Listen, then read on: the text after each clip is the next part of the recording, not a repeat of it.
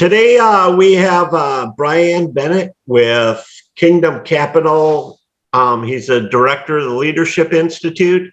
We're going to talk about different Christian leadership techniques and ways to go about that. He also does coaching and consulting. So he has a wide array of different techniques and wisdom you'll be giving us today. Yeah, great to be here. Thanks, Bradley. So what, with your book, Emotional Intelligence, could you explain a little bit about that? Yeah, absolutely. For me, it was a journey. And so it was my own journey of growing in emotional intelligence that ultimately led me to try to distill down what I had learned along the way, and then to share that with other leaders as I encountered on the journey. It was a category of emotional intelligence is a category for every leader. And it really is an impactor that defines the trajectory of someone's leadership. So for me, as everyone does, you go into life with the tools that you have, not being aware fully of how operational those tools are, or how functional or how dysfunctional they are. And I found myself, for a few reasons, just recognizing I needed to look under the hood on the emotional side of the equation. That led me on a journey through counseling, also through a master's degree. I did my thesis paper on emotional intelligence, so into research as well. And both that self-work on my journey and then diving in and really understanding some of the science behind emotional intelligence and some of the leading thought helped me, shape my own leadership, and then ultimately turn that into a book for kingdom leaders. So now with your book, I noticed kind of has day-by-day steps on your journey, so you can journal and keep track of that. Yeah, obviously, I think, how do you strengthen emotional intelligence? Assuming it's a muscle, right? It's a muscle that you can flex and you can grow in. And how do you integrate emotional intelligence?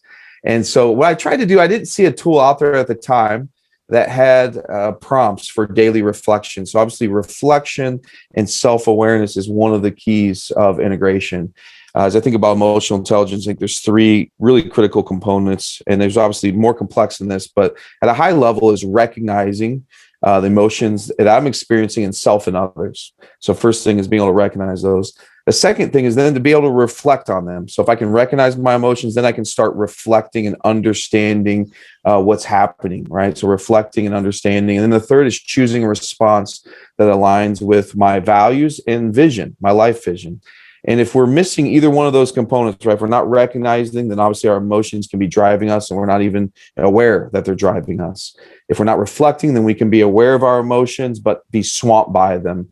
And if we're not choosing a response, then our response can be out of alignment with our values and our life vision. So the 30-day journal at the end is really helping to integrate, what do I do now? And it helps integrate the reflection piece. Well, and that's what I think self-reflection for myself is probably the most important aspect, because you get a perception of what other people are thinking, but until you reflect on it, I was talking to Brian DeCook with Peacefire yesterday, and everybody has their own perceptions, and you self-reflect and can gain maybe other people's perceptions from that. So it makes life a little bit easier. I think the challenge, right, is in the grind of leading in life and all the whirlwind that happens in terms of daily activities. It's easy to think that we're in touch with, to your point, Brad, either the perceptions of others or our own sense of self-awareness. But a lot of times we're getting a vague sense. I'm vaguely aware that I'm frustrated. I'm vaguely aware that I'm feeling off today, but we don't do the work to get under the hood and really understand what's happening, so that we can be in tune and integrated. That sense of wholeness that is important for both our quality of life, but also for relationships, like you're mentioning, right? Being in tune with others. So one thing I wanted to go into, another, getting back to an interview I did yesterday, whether it's secular or Christian, the issues are about the same. And matter of fact, there might be more conflict on the Christian side sometimes, but with the emotional intelligence and, coaching, we both believe very big in coaching. Can you explain how that helps your clients, I guess? Yeah, I think, as leaders, first of all, the ability to have healthy conflict is not something, you mentioned it, so I'm going to say it, is not something that we always do well for those who identify as Christians. We think being Christian means being nice, which means being avoiding. And avoiding is one of the most unhealthy things we can do in both personal relationships and in business, work, organizational relationships, right? A team that has conflict simmering, a team that has unresolved conflict that just sits within it, it drags the energy in it, and it drags the the productivity. So one of the things I think through coaching, and Brad, this as a coach in your work with leadership coaches and owners and CEOs, is a leader has to be able to navigate the relational dynamics of their team extremely well. They have to be able to have difficult conversations with individuals. There's some dynamic when you're the leader of an organization or you have a significant position with others come to you, and then they get into that follower role and mindset, and sometimes what they're expecting of you as a leader, they're going to bring a lot to you that's unresolved that you're going to have to resolve. So I think coaching really helps the leader think and broaden their perspective and then choose the right response that both aligns to their values, but also aligns the success of the team, the business, or whatever, the outcome is. Coaching provides that space for them to do the work to connect the dots in the way that they need to get to the right outcome. Right. And I think, a lot of times with people walking alongside you, holding you accountable, yes. Also knowing your goals and bringing up your goals is another thing. I have one client that asked me to do that. Can you just message me between our sessions and ask me how this is going so I keep on track? So, yeah.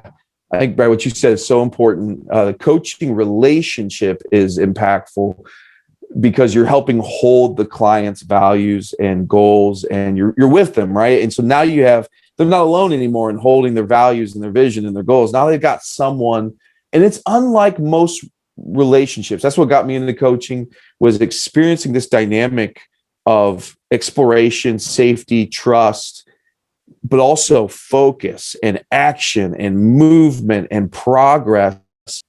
So there we go. What you said is so important, Brad, in terms of a leader, helping them hold their vision, their values, and really who they desire to be, right? As a leader, who they are committed to be, is really coaching help them hold that with accountability and also encouragement so that they can bring their best self as a leader to their team and to their organization. Yeah, and I think, everybody's a little different, but lately for me, when I've talked with you, my relationship with God is getting deeper and deeper, and my discipleship need is deeper and deeper. And I think the more that happens, the more I realize it's not about me, it's about him. And, it's not about my will, it's about his will. And it's not about what, my vision, it's his vision. And so when you have somebody to bounce some ideas off of and talk to and keep you on the right track, it helps so much. Yeah, and Brad, to your point, calling out the what I would call the grander vision of the leader, or the self that's most fully aligned to the Lord and his purposes and his ways. And that's, obviously that's in a within that commitment of recognition and declaration within the coaching relationship that this leader is a Christian, this leader is aspiring to bring themselves in that way to their team. But then that opens the door to really support godly, what I call godly leadership, Christ-like leadership, and servant leadership, those streams of leadership that really reflect the intent of leadership in the scriptures, of a servant-oriented leader who recognizes that they're a steward of everything that's entrusted to them, and that they're responsible both to the Lord and to their teams to bring their best in both of those directions. So now with Kingdom, what do you do there? Yeah, so my role is to help design, develop values-driven cultures in terms of our portfolio. So with our, when we invest in a company, my role is to come alongside and to help that management team or CEO develop a very values aligned culture. So we're paying attention to the culture, believing it's a really important impact, both in terms of impact to people and people experience, what we call ERR, internal rate of return, but also the IRR side of the equation, that culture is a differentiator on the company performance level. And I kind of brought that up because you do several different things with the coaching, the consulting, and then with Kingdom. And even though he's a great IM, we should be more of a group, more of a we, the fellowship. And I think that kind of coaching, that kind of leadership really works well, especially after last year. We had some terrible things happen, but I think it changed some things for the better, where more of a team atmosphere is what helps an organization grow tremendously. Yeah, Brad, I agree with you. One of the key words for me is partnership. And when I think about effective leaders, I think of individuals who are capable of building effective partnerships, both because of demographics in the workplace and value sets of those demographics, which I know you are, very well versed in and are leading in the thought leadership in that category. But also, this is classic good leadership builds partnerships versus I'm the leader, the authoritarian, the positional leader, versus that influence and partner and together. How do you bring out the best of the team? So the leader that can bring out the best of the team, glue the team together and unite them together as an act of service to them, I think is the leader who's gonna experience the greatest outcomes.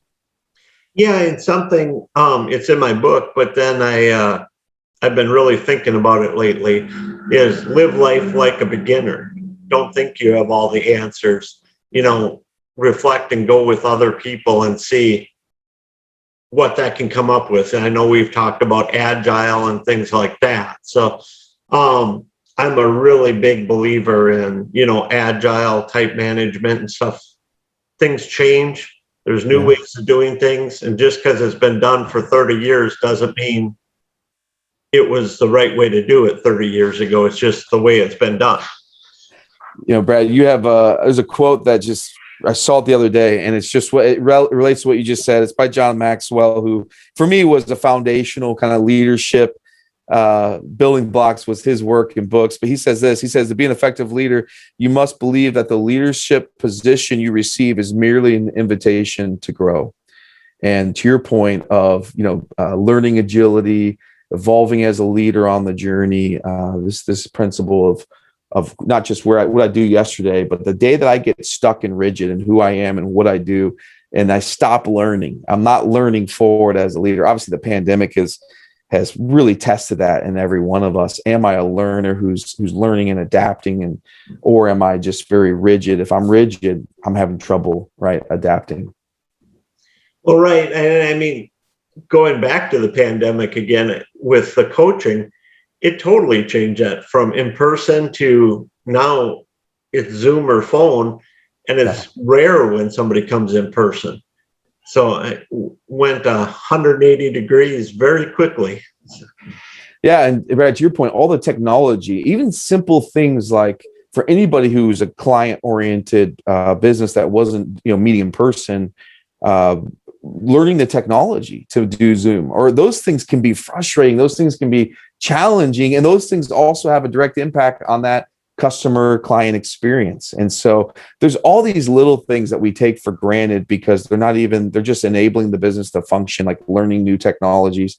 But obviously this year has been a tremendous challenge on leaders across every sector, no matter where you are, absolutely in the ministry, nonprofit zone, absolutely in the government, and also in the business. So everyone's been challenged and tested.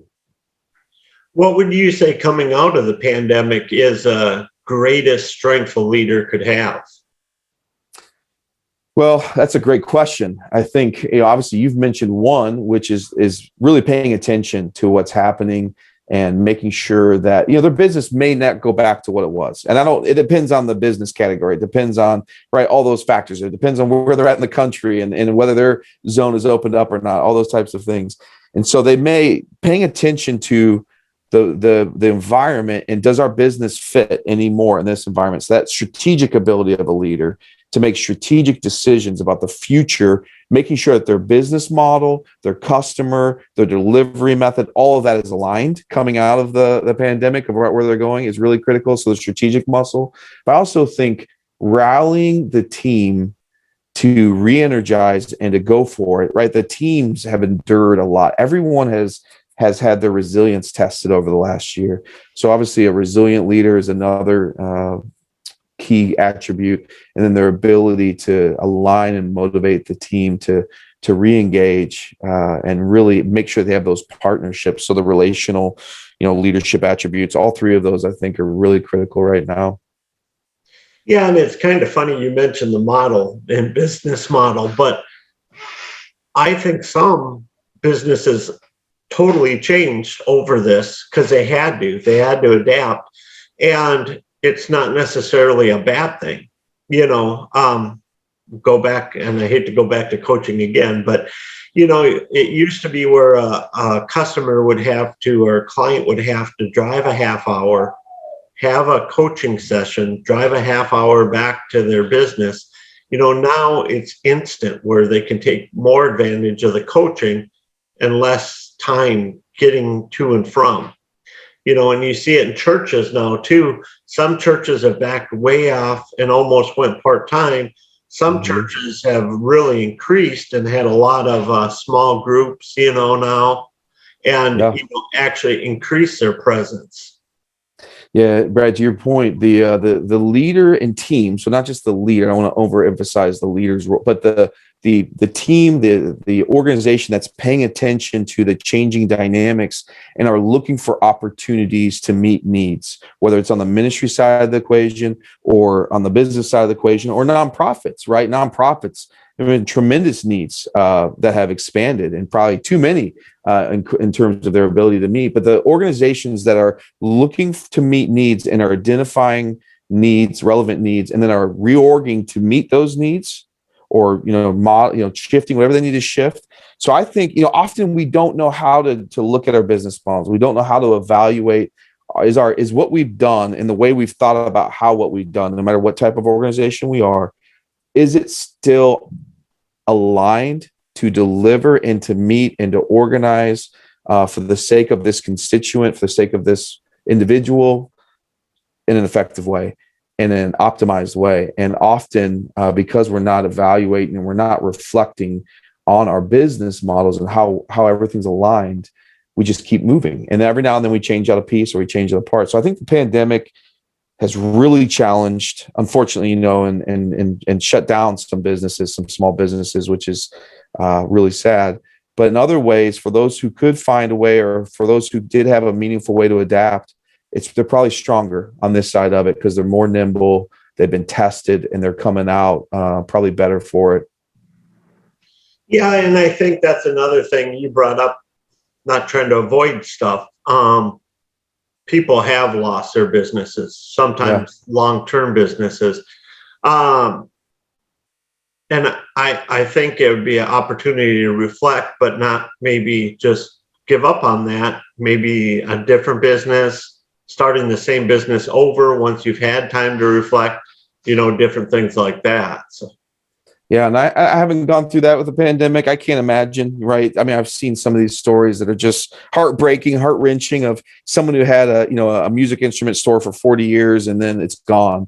And for a variety of reasons, right, that happens. But to your point, there's obviously a grieving process that they're going to absolutely, experience with that, and they need to honor that. But they also have 40 years or 30 years worth of knowledge and learning and things that they have to bring either to another team or to that business in a different way, right? If they can relaunch, or to a new endeavor. And so they have a lot to offer the world for sure. Yeah, and in my experience, you learn so much more, unfortunately, from bad experiences than you do good. When things are going good and everything's great, you don't seem to learn as much as when things are hard and you've had to be challenged and you've had to make changes. The amount of knowledge that brings is incredible. Yeah. I don't think any of us would wish any kind of ill. Obviously, we never say to a friend, "I hope your life gets harder." But we all know, right? That doesn't sound like a blessing. but we all know that we grow the most. And I will just bring it back, to we learn some things about God in a practical way, about our Father, about our Shepherd. Again, for those who share that Christian faith orientation, we learn things in a tried and tested way that is different than reading and having a head knowledge, which is important. But man, we learn some things in the core of our being when we walk through, adversity. Yeah, and especially with Christianity, because the word is life, it's ever changing. So, one experience I had about 2 weeks ago is the Lord's Prayer. I'm 52, I've heard that hundreds of times, but different things stuck out to me in the Lord's Prayer. It's changing all the time. That knowledge and the knowledge you get here in the world put together gives Christians, I believe, a big advantage, how to live, how to succeed, with God's will. Yeah, well, and to your point, if for all of us, and I agree with you, I think obviously I'm as a follower of Jesus, I believe his paths lead to flourishing of life, and so apart from those paths, obviously there's good things that can happen in the world, but if you're not living in tune and rooted, abiding, taking on the yoke of Christ, picking up your cross and following, then obviously that's what the teachings of Jesus. This isn't my teaching. This isn't philosophy of life according to Brian Bennett. It is Jesus's teachings that there's a way of living that involves his leadership of our life, and that way, though, ultimately leads us to green pastures. Psalm 23 ultimately leads us into the fullness of what our lives have been authored for. And so I think too that values aligned living, right? The more that we're living in tune with these core values that reflect the kingdom, that reflect the fruit of the Spirit, the more that we're allowing the Lord to guide and cultivate and nurture those out in our life, the more our life is filled with joy, even in adversity. I think about that, both of us being Christian coaches, how much power or how powerful that is compared to secular coaches. We have God here, to go to and direct, where secular people, they don't. And that's probably why you see marriages fall apart and alcoholism and things like that, where we can go to God, they go to, something more negative.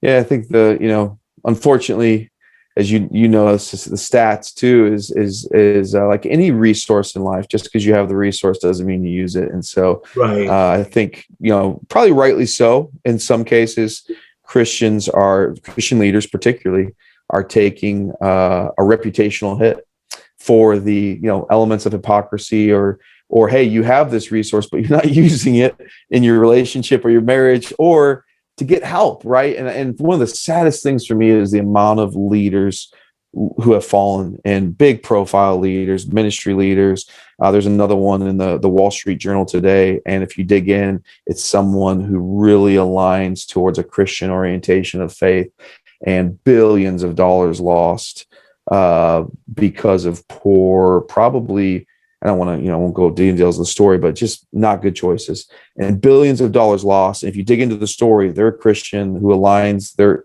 name of their business reflects Christianity. So unfortunately, this side of we're in the middle of east of Eden, as some would say, and we're all on a journey. And Paul would say the things I want to do, I don't do. And I think for Christian leaders, all the reason more, we need to reflect, we need to confess, we need to align, and we need to build mutual relationships with others for the health factor. Right. And I think you're right. It was going along so well that, yeah, I'll go to church, I'll do my half hour, and then go back to what I was doing the rest of the week.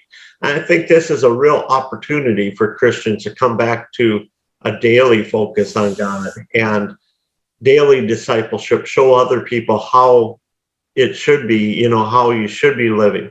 Hopefully they see God in you, and Jesus in you, and evangelize too.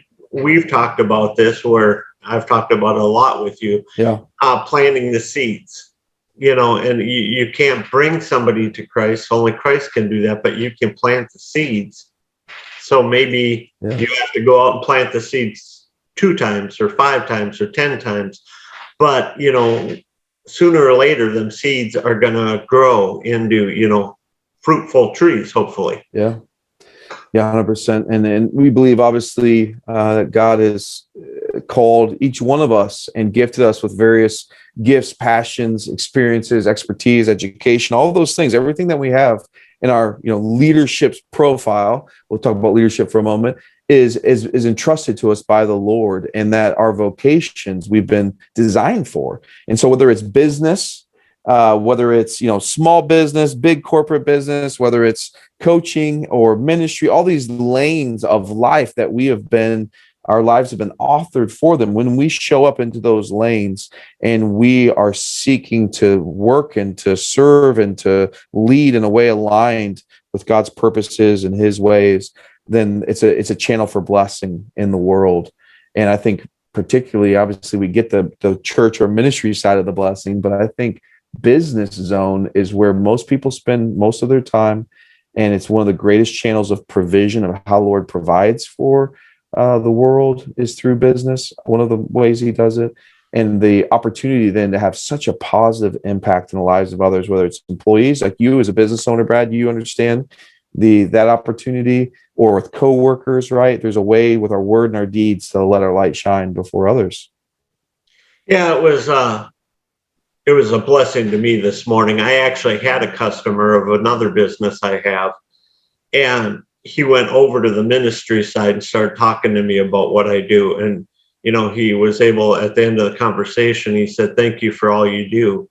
And that's a really good feeling. I was talking to a pastor, he, in a sermon, this was months ago, used an example, and it stuck with me because I've had it happen to me, where people come up and go, "You're really into this Jesus thing," or they do something that they wouldn't do if, they might tell you a joke and you think, why do you think it's okay to tell me that joke? What am I not projecting out, being a servant of God that I want to, and I think keeping that, I guess, back to the emotional intelligence, keeping that, thinking about that all the time, being a servant of God, and how can I portray myself and how can I lead and serve the way He wants me to, I think is a big thing for me right now.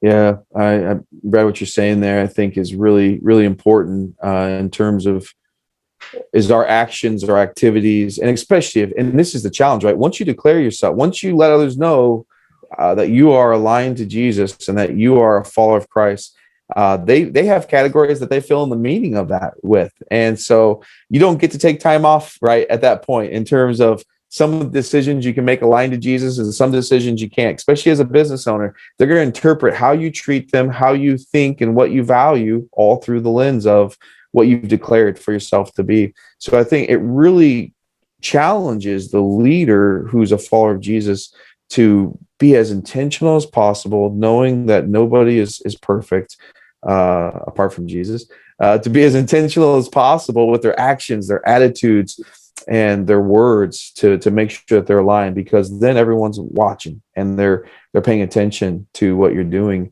They're paying attention either way, and you're having an impact either way. And so it's really about aligning our intent with our impact. And obviously coaching is one tool that helps do that. Yeah, and that's one thing I found, as I've grown in coaching, is just getting to see people experience, because you don't teach them, Right. they already know the answer, but you help them get to the answer, and you help them grow and get to the next step. And getting to see that, I mean, both of us are so lucky that, that's what we do, and you get to see the process happen.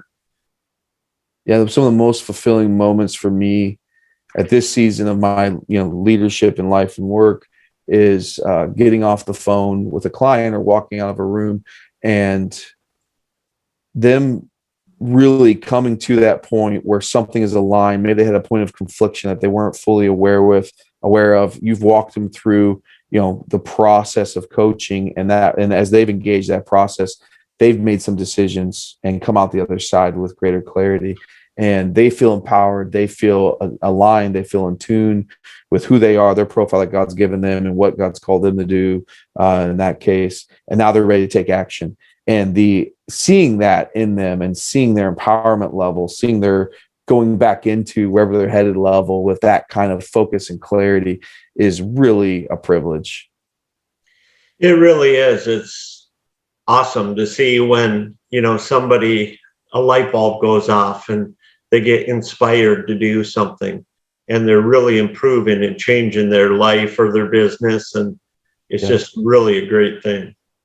And I think a lot of leaders, and especially the higher their leadership profile, they don't have a lot of places, right or wrong, where they feel like they can just be vulnerable, just say, I don't know what I'm doing at this point, or I really feel discouraged, or to be honest, I part of me wants to go look for another opportunity, but I know that's discouragement. They just don't have a lot of places where they can just say the thing without a lot of filters. And so coaching provides one of those zones where they can be 100% who they really are, with where they really are, and then move towards that best version of them, that most aligned version of them. But coaching, the dynamic of coaching helps provide that movement towards aligning with our best, our fullest self, our best self. And as we would say, as followers of Christ, that's the most God aligned in terms of who God authored our lives to be, self, and who He's rescued and redeemed them to be in Christ. And so the coaching provides the avenue and the mechanism through which people can come vulnerable and honest with the joyous challenge, all those things. And sometimes obviously it's not about, facing this, standing up and charging into the future, but sometimes leaders need a place where they can have that support and encouragement to keep going in the face of real challenges in their business. Other times they come excited and it's about identifying the next growth opportunity for them or how to maximize. But either way, coaching provided something unique. Yeah, now I know, coach pastors, and I can't think of one. Some of your clients are pastors, and I can't think of one other role that probably has so much pressure and so little people to talk to about that pressure. And I can imagine when you coach them, there must be a lot of relief to be able to have somebody to talk to about some of, the things they have going on. So, yeah, I think all high level or organizational leaders in that sense, everything's coming to you. A lot of people aren't checking in on you. You're the one who's supposed to check in on others, right? How are you doing? Right. How can I serve you? But what you don't see, and I do think teams can do a better job of this, is we can kind of really get complacent in that leader-follower relationship, and we're not caring for the leader. And so if we're a team member, we can do, and obviously at the end of the day, though, the leader has to choose greater mutuality. So I think there's part of that dynamics that are just in the dynamics, and they're obviously you can, take a completely different model of leadership that might break those and create very flat and very mutual relationships. But for the average leader who's not going to go in that direction, there's ways to increase mutuality in terms of friendship and relationships and honesty and authenticity.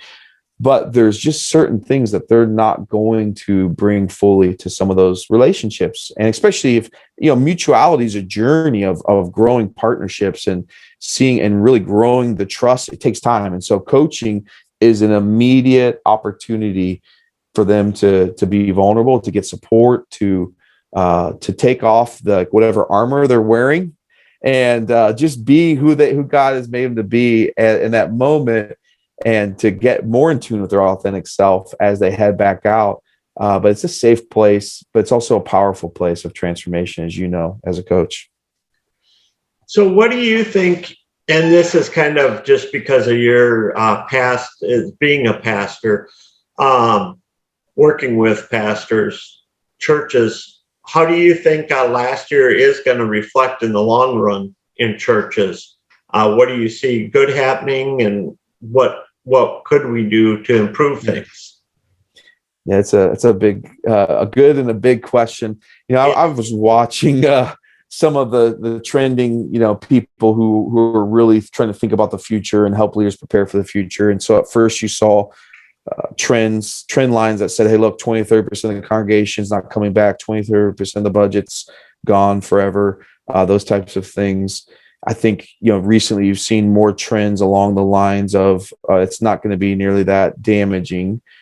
But I do think there's a lot happening under the surface. And so my perspective and perception is the pandemic just intensified a lot of isms. So consumerism, some of these other isms that exist that are under, the currents that are helping shape the future of the church in the United States, maybe in ways that aren't desirable. But I think there's a lot going on. So you have with adolescence and with the future, I don't know, people don't like when you say future generations, but the younger generations, what you have a lot of disconnect, I think, in terms of what's been institutionalized, and just there's various branches of church. So you can't, paint a simple brush with that, but they're reacting against that. And they're really looking for authenticity. They're really looking for a credible and compelling story. And I think the church, as the hope of, expressing the hope of Christ, has that. But we don't always align to that, and aren't always, when we're self-serving, that's just the most off-putting, thing for the future generations. And so I think a church that's authentically engaged and passionately engaged, lovingly engaged in serving and being present in its community in a winsome way that is expressing the goodness of God to its community, obviously aligned in proclaiming and teaching and discipling, not trading one for the other, but just as a fully orbed church. I think coming out of where we are, there's going to be a lot of testing. So I've seen things too about pastors that said, hey, a lot of pastors are going to resign after this because they're just exhausted. And that's, I haven't heard that. Have you seen that, Brad? Yeah, I have actually. So. Okay. So I've seen the statistic. I haven't seen a ton of pastors step back yet, but I'm also not monitoring those factors. So I think there's so much going on. The church has to come back together and reunify, right? What does it mean to be the body when we might have been broken apart for last year? So how do we come back together?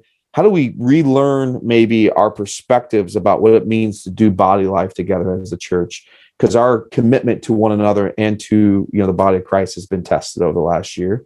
We might have grown a little more comfortable. We might have got a little more individual over the last year, perhaps, or maybe we didn't. But all those things, I think pastors are going to have to bring their churches together, do some re-theologizing of what does it mean to be a community on mission together, and to be committed to one another, to serve one another, sacrifice one another, and then to get our eyes re-engaged on mission. Because I think for many believers, followers of Christ, they may have not known how to live the mission in the last year.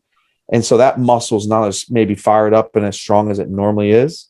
And so what does it mean? We've got to kind of remission ourselves a little bit as we come out of the pandemic for anybody and say, what does it mean to be on mission with God, both daily and then obviously globally as well? So those are a few things. There's so much going on with that. I think the church is facing significant headwinds, which also means the greater the challenge, the greater the opportunity in the United States to paint a beautiful picture of Christ to the world. I totally agree with you. And I'm a big person on education, on learning, and continually learning. And I think getting back to it, and it didn't strike me until the pandemic happened, but now I'm starting to try to teach some courses. Like you said, people might not know how to live or what they're supposed to be doing. So being able to show them, what's in the Bible and what's in the Word, and, directing them on that path. I think that's going to be a huge thing. I hope that comes out of this, where maybe it was more superficial before. Maybe now churches will dive a little deeper into Christianity and fully live, encompass it daily, rather than going once, a Sunday for an hour. Yeah, I think when you look historically over time, you see this ebb and flow where you see it in the earliest, from the earliest traces of the early church to really where the church became the official religion of Rome. And then what happens when it becomes popularized, what happens when it becomes everyone's identifying as a Christian is eventually it goes on this curve, this bell curve from marginalized and attractive to centralized, and eventually it becomes unattractive because everyone says they're a Christian. It doesn't really mean anything.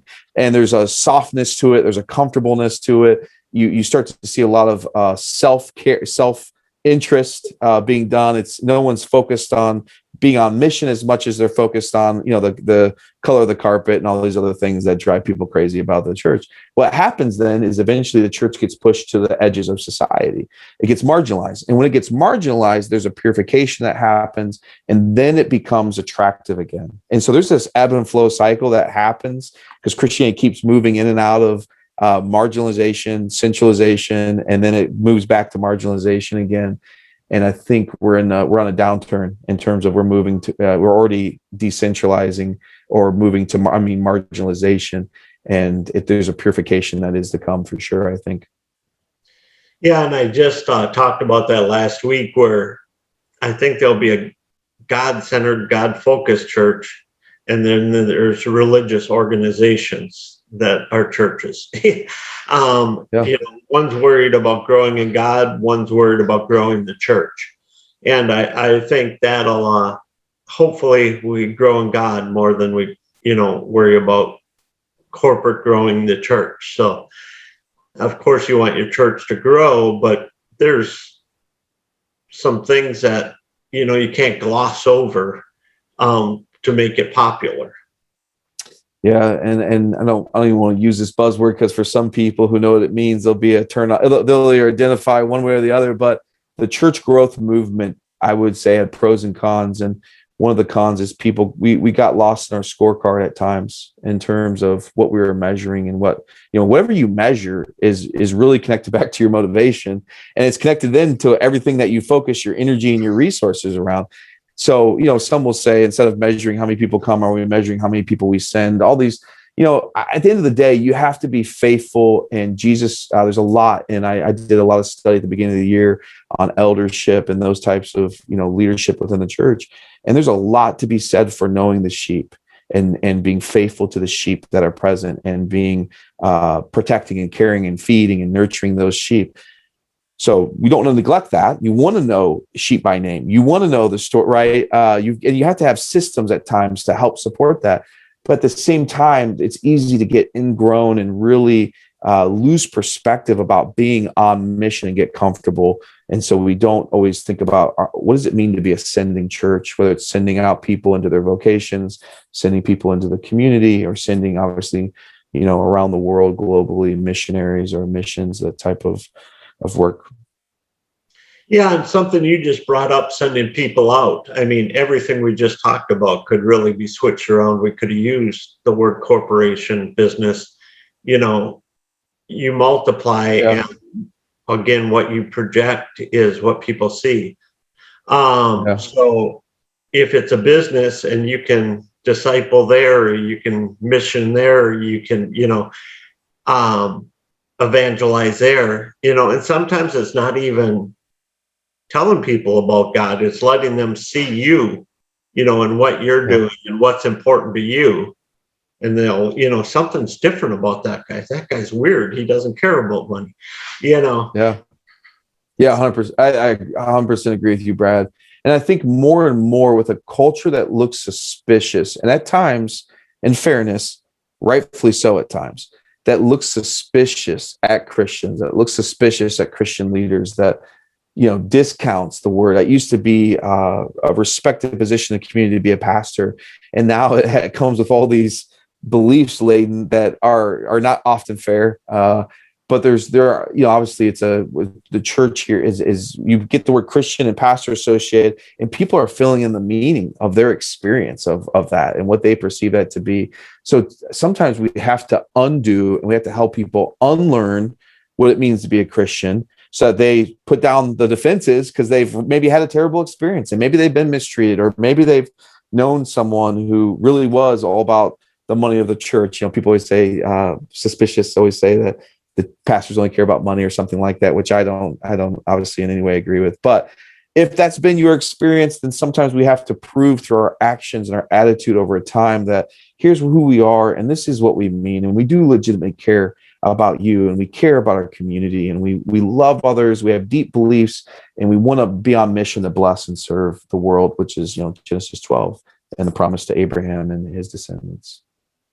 Yeah, and I think it gets back to just as you said, maybe it was a bad experience when they were younger, or, during a divorce, maybe they didn't get treated, very good, Yep. or, but it gets back to it was an experience. It wasn't the whole what should have happened, and I just seen a great meme. It was Jesus didn't like religious people either. Look what they did to him, and it's so true. It's more about what Jesus talked about, the loving people, the caring about people, coming together, helping people, and serving all the time. And if we did that, we wouldn't be where we are in Christianity today. Yeah.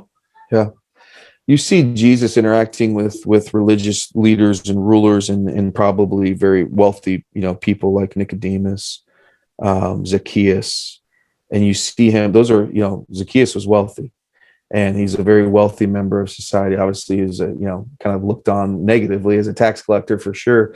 But you also see Jesus getting that label of friend of sinners and drunkards, and him hanging around prostitutes, other individuals, right? That sometimes we say that out loud and it scandalizes people. They're like, hey, what? That's not my Jesus. Well, here's the thing, right? We don't get to do the my Jesus thing. Jesus is who he is. We have to accept him on his terms. But what we see in Jesus is he related across cultures, across socioeconomic divides, right? Any divide we can come up with, Jesus related to people across those divides. And he connected with people. Now, he said hard things to people, but obviously, a lot of times he said it in a way where they knew that he wanted the best for them. So even when the rich young ruler, and I get people interpret that differently, but when he walks away from Jesus, if that's, an interpretation of that passage, it's not like people think, oh, he doesn't care about me. It's just, I'm not ready to align to what he just said. And so I think Jesus had a way when he did say something hard, and obviously as a son of God, it raises a whole lot of questions about, just when to say something hard or not for us. But when he did say something that was hard for them to hear, I think it seems like there's a factor where they knew that they were loved. That wasn't a question. It was just, did they want to come under his leadership at that point? Did they want to come under his yoke and his way of life?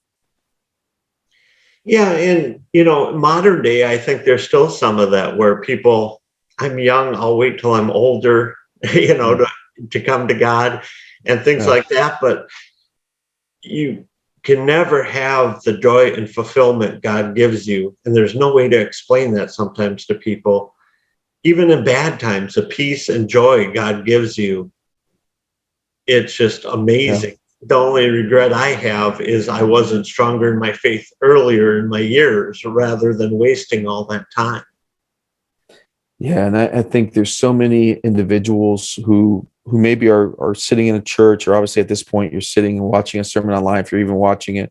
But you just think you have this version of Christianity that maybe says, I'm not really a pastor, I'm not a missionary, God's not overly interested in my life. What I do Monday through Friday, it doesn't really matter.